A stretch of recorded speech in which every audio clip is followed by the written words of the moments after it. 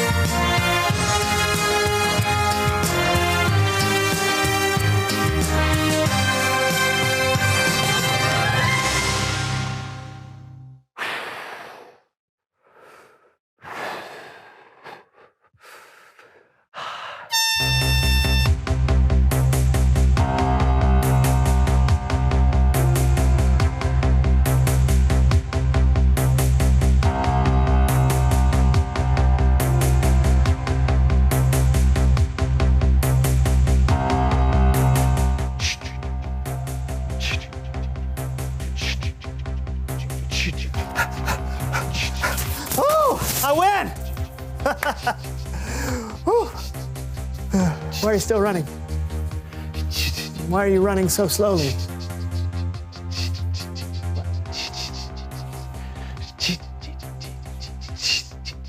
Is it me? It's him, right?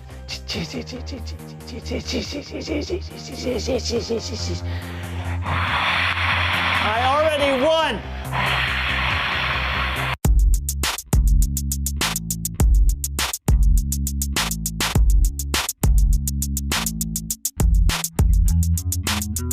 Hello, everyone. I am Brandon. And I'm John. And welcome to the So-and-So Show. Brandon, do you want to tell everyone out there what we're doing today? Sure. John is training me in the first and final annual blindfolded nose recorder three-legged race.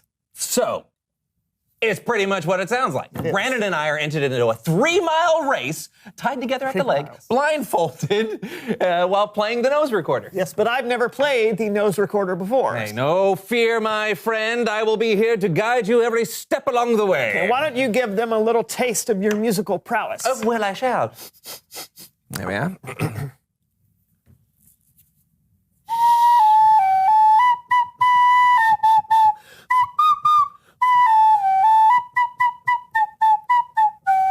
Thank you. Thank Beautiful. You. All right, let's get started. All right. First step, take your nose recorder and place it in your nostril. Okay. Okay, I got, now what makes a nose recorder different than a normal recorder? It's played with your nose. Come on, focus. Okay. Okay. Okay, does that feel comfortable? Define comfortable. All right, I'll take that as a yes. Now give it a nice big... Okay. Oh, no, okay, hold on. Put your fingers here, all right, just like that. Where? Yep, that's right. Yeah, go again. No, not there. You gotta cover there's a hole underneath with your thumb and a hole on top. No, I got it. Listen. No. That's what I'm... No. It's like this. Even. No, you're not listening. Just stop that. What? What are you doing? I was getting it. No. Please welcome someone who knows stuff.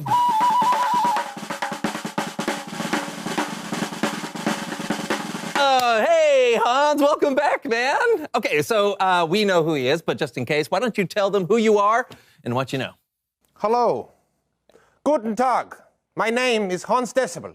I am the expert in all things auditory. Mm-hmm. Auditory? Yeah, this is correct. Auditory. With your ears. Yeah. Well, Hans, the reason I asked you here... Ha! Here. Ha! Ha! Oh. I hear what you did there. Please continue. Yeah, the reason I asked you... Here! Oh! Oh, the reason that you are at this place at this moment in time is I'm trying to train Brandon for a race and he's not listening to me. So can you help me out with this? Yeah. Oh. I understand your problem. Thank you. I can help with this. To train the ears, one must do important listening exercises. Oh. I will train you now.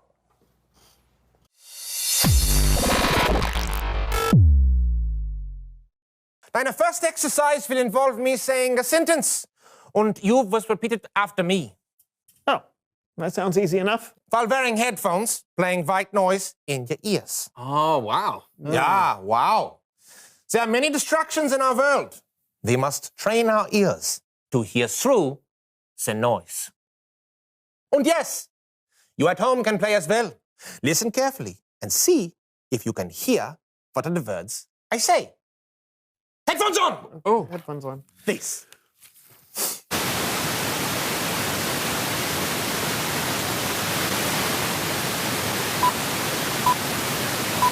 A single strand of spaghetti is called spaghetto.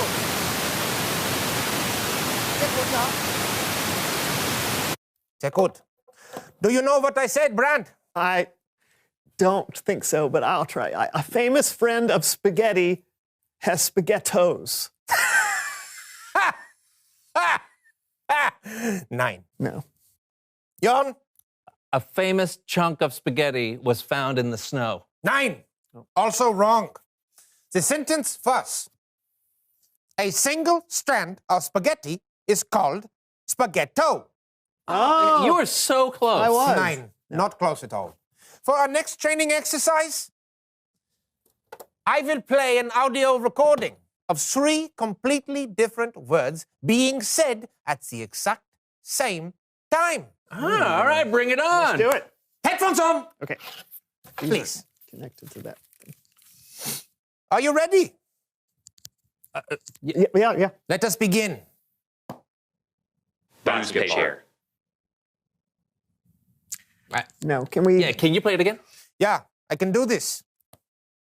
Basketball. Okay. Brand? I think it's basketball, spaceship, and dinosaur. Nein, No. she's wrong. Okay. I think it's basketball. Learn to share. And Nein, Okay. this is wrong. What do you think it was? I can't hear you. Louder? They don't. you won't. Nein, I can't hear you. The right answer was newspaper, rocking chair, basketball. Oh, we got one. That's hard. Your ears are still not trained. For our final exercise, we will need this. Okay. Here are the rules. I will show Jan a word. You will both step up to the aquarium. You will dunk your heads under the water. Jan will yell the word to you. Okay. Okay. All right. Step up. Oh. Here is the word. Oh, boy. Okay. Here we go. Ready? And are you ready? Oh, yeah. Okay. In 3, 2, 1, go!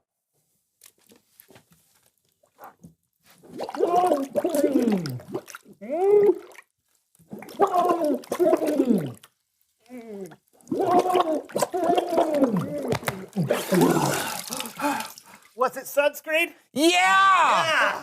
You are making progress, Brand. Did you get it too? I can't hear you. They don't. Louder. Really never. I can't ever hear them. Okay. So, the next word. Okay. Ready? Yeah. Go!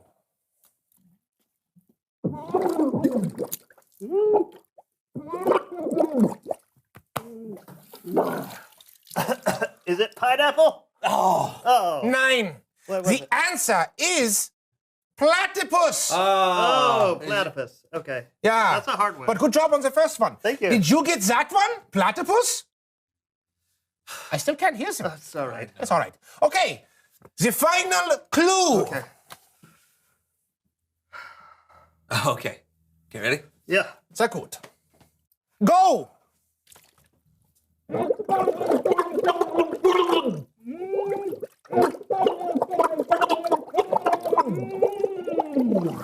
I know this one. It's Bible story time with Kellen. Huzzah!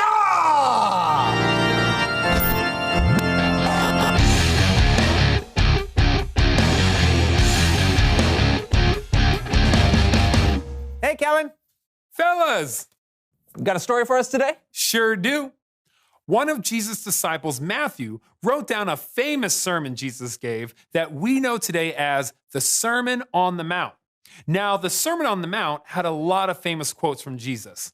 Things like, "You are the light of the world," "Love your enemies," and "When you give, don't let your left hand know what your right hand is doing." At the end of the sermon, Jesus told a story about a wise builder and a foolish builder. And here to help me tell the story are my friends Becky and Bathilda. After his sermon, Jesus said, "So then, everyone who hears my words and puts them into practice is like a wise builder." All right. Oh, that's good. Okay. That's really good too. This is a really good house. Where should I build it? Let's see. I can't really see the ground, so yeah. Sand. That'll never work. Perfect! Okay. So the person who hears what Jesus says and does what Jesus says is like a wise builder who builds their house on the rock. Then there's the foolish builder. All right. Yeah, sure. Oh, this is a good house. Yeah, definitely. Now, where should I build it? Nope. Too many trees. Too rocky. This is nice. Take a look at this perfect beachfront property where you can build your next dream house, complete with views of the ocean on 3 sides. Why hasn't anyone built here before? We don't know, but their loss is your gain. Get it today for half price. Half price? Is there something wrong with it? Nothing's wrong with it. Would I lie? Sold. Jesus said the person who hears what he says, then doesn't do what he says, is like a foolish builder who builds their house on the sand. Both kinds of builders know how to build their houses, but what matters is the foundation. Because Jesus said, when the rain comes down, when the water rises, and then winds blow and beat against the houses, the house built on the sand will fall with a loud crash. But the house built on the rock will not fall. Oh no! I really should have built on the rock. The end. Great story, Kellen. I'm gonna go build a house today on a strong foundation. Okay, but the story really wasn't about building houses. Oh, Right, it's about hearing what Jesus says, and not just hearing his words, but actually putting them into practice. That's how you build on a strong foundation. why? Oh, I think you've got it. Thanks, Kellen. No doubt. I'll see you guys next time. Yeah, later. You know, John, it's a good thing that Hans was here earlier to train me how to listen. Oh, yeah? Hey, you ready to take another stab at the nose recorder? No, but...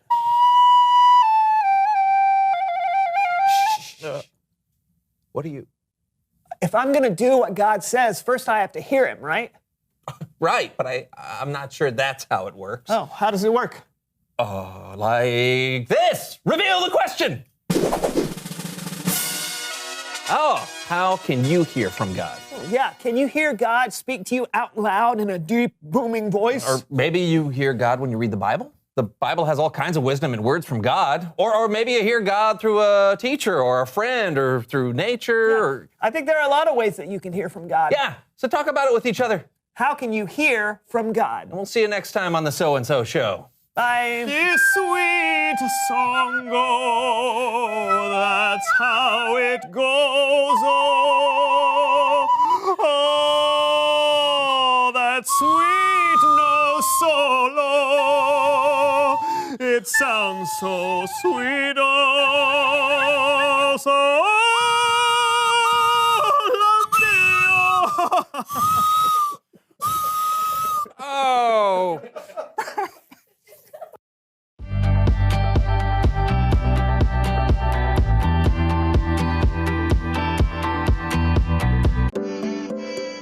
What's wrong with me? Ugh. Stress is more than a feeling. You're not crazy, but less than the end of the world. You can handle the stress. I can't. This is like too real. I'm gonna start saying stuff. Navigable. Navigable. That does not sound like a word. All stress is navigable through God's perspective. But like pro tip, the what ifs don't help. Like the what ifs don't help. Stop doing that. What was I doing? I need a trampoline or something. Some of you are calling stress anxiety and anxiety stress.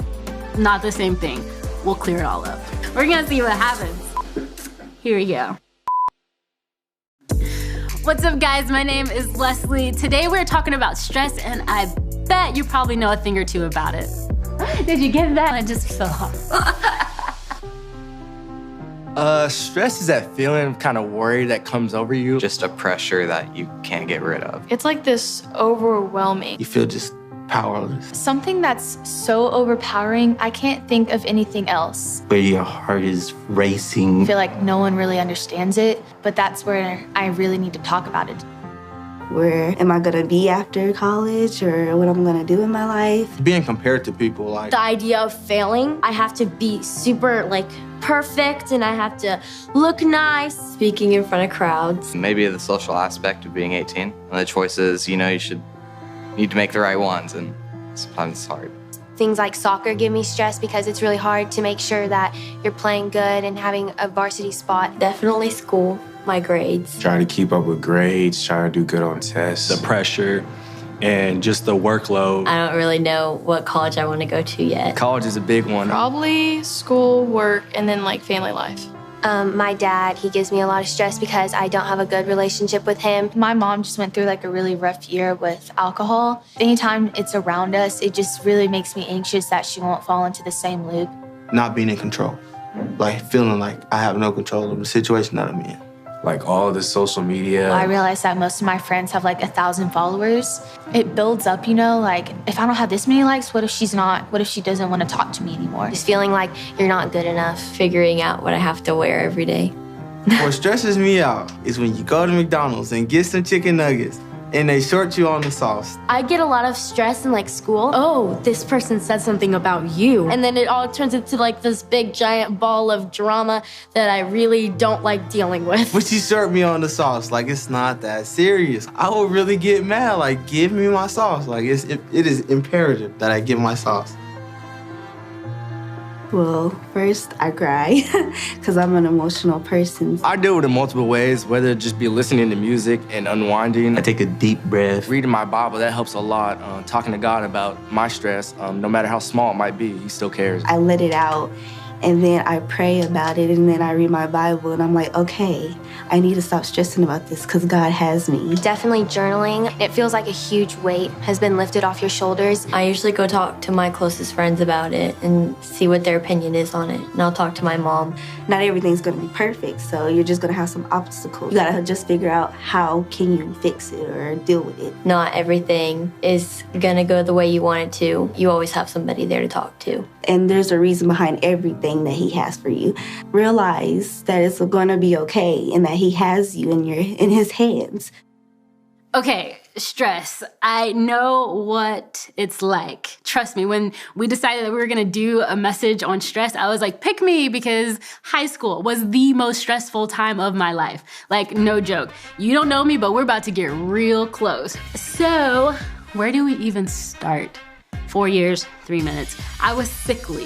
I had a very weak immune system, a lot of allergies. And because of that, I had to get allergy shots. Trust me, getting one shot is stressful. 6 to 10 shots 3 times a week, very stressful. Later down the road, I get my report card. The year I started getting those allergy shots, the part that says how many days of school you've missed, guess how many days of school it said I missed? 81 days of school. How? That's 53% of the semester. Legally, my teachers could not pass me. It triggered all of these next legal steps. I started getting all of this mail, tried to intercept the mail because I was scared that something bad was gonna happen. I don't know, I was stressed. I was like, I don't know how to make this better, but I'm gonna try. Some of the mail was even saying, you may have to be placed in foster care, and it was ridiculous, right? I got depressed, and I got so depressed to the point where I started self-harming. I had to keep it hidden, trying to hide something that big pretty stressful, okay? I had a boyfriend who went to school at another school. We didn't have cell phones, we didn't have cars. Do you know how stressful it is trying to meet up with Bae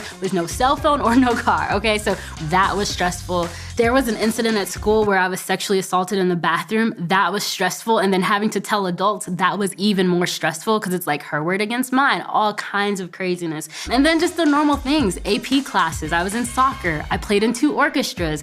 I had a job and I would walk to work because, again, remember the no car thing. Essentially, it was just stressful. All so stressful. Stress, okay, this is basically how stress works. Basically, it starts in your hypothalamus, hypothalamus, pituitary. These words, what is this? In your hypothalamus, pituitary, adrenal axis. And basically, it just starts shooting off all of these different, like, what are they called? Wait, I know the word for this. What is it called? Hormone. It's a hormone. It's a hormone. I knew that. Why is stress so stressful? And what happens is all of these hormones start shooting off in different places. Some of them are maybe like cortisol. You've maybe heard of that. Adrenaline, if you've heard of that. Something called epinephrine. All these things are shooting off in your brain. They're going to your kidney. And so this is... I'm tired. I'm stressed talking about stress, so what if, maybe, it might be easier to draw it out in layman's terms. Skip the science. I'm a little bit better at that. Come with me.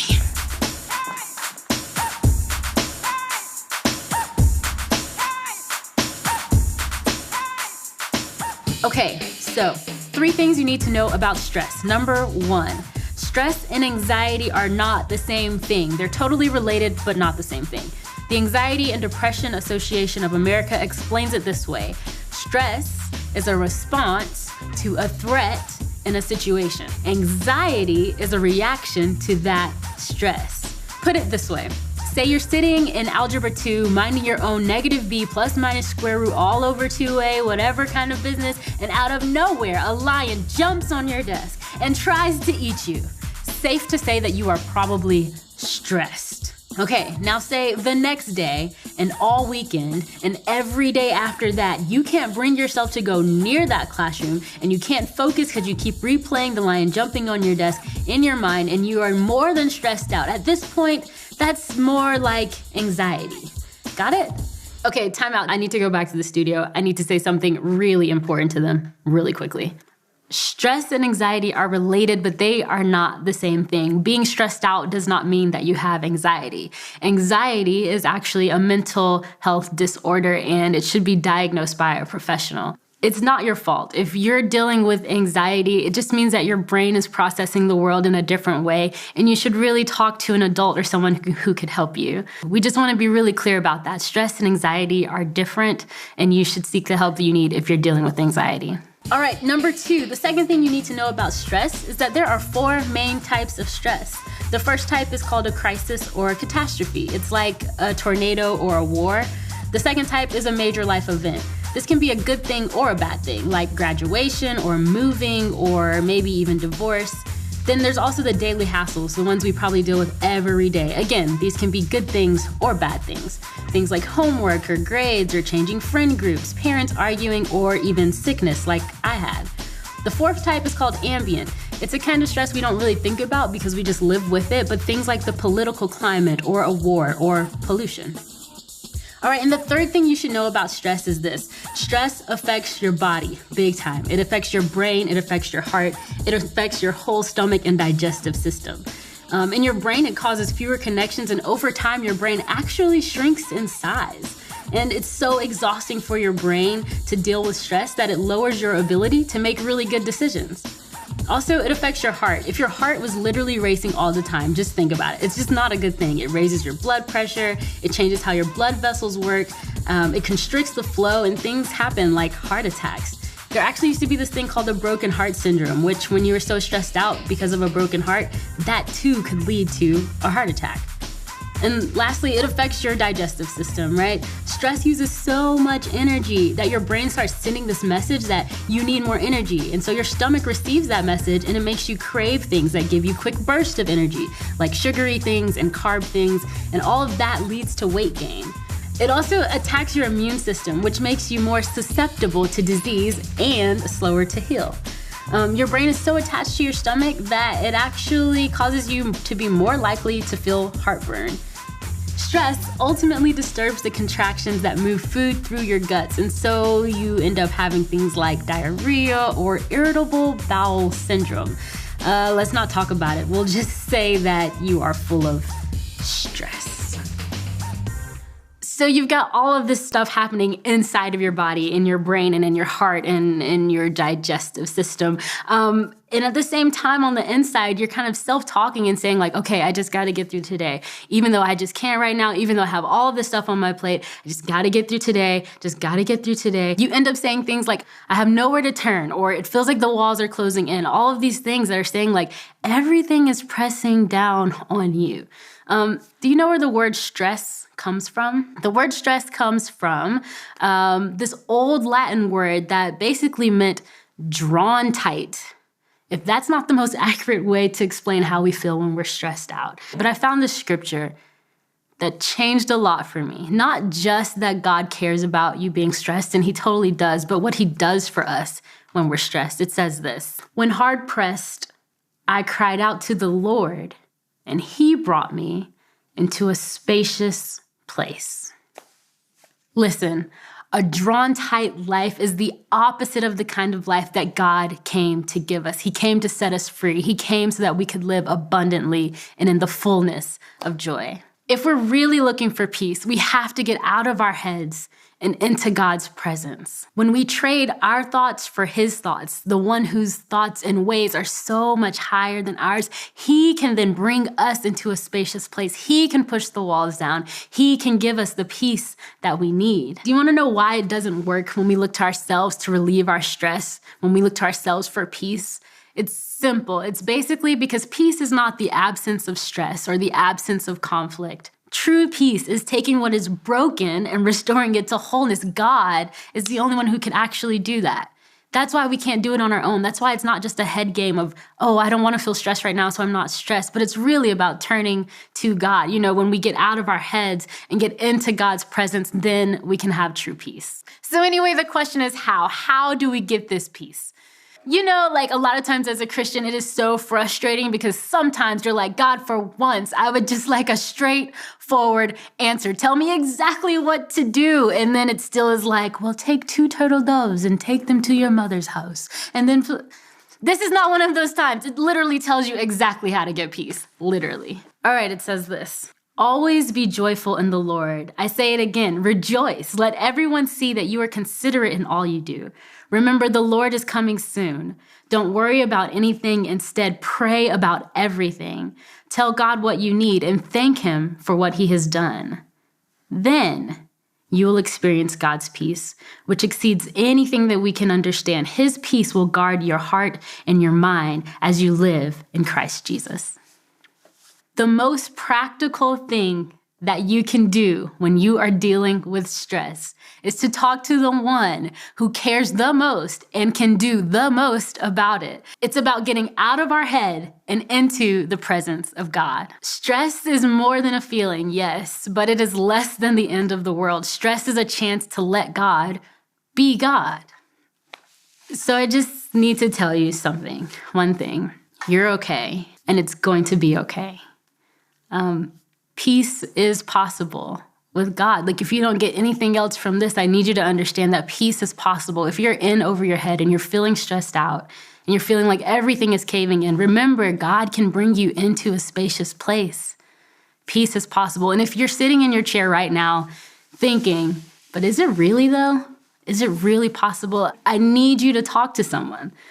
You shouldn't leave doubting whether or not you can have peace over the things that you're stressed out about. We really do care about that. And so, I know you just heard it, but we're gonna do something a little bit uncomfortable. This may be the only chance or the first chance you've had in a long time to just get some peace. And so I'm gonna read the scripture to us one more time. And then we're just gonna sit in peace. Always be joyful in the Lord. I say it again, rejoice. Let everyone see that you are considerate in all you do. Remember, the Lord is coming soon. Don't worry about anything. Instead, pray about everything. Tell God what you need and thank Him for what He has done. Then you will experience God's peace, which exceeds anything that we can understand. His peace will guard your hearts and your minds as you live in Christ Jesus.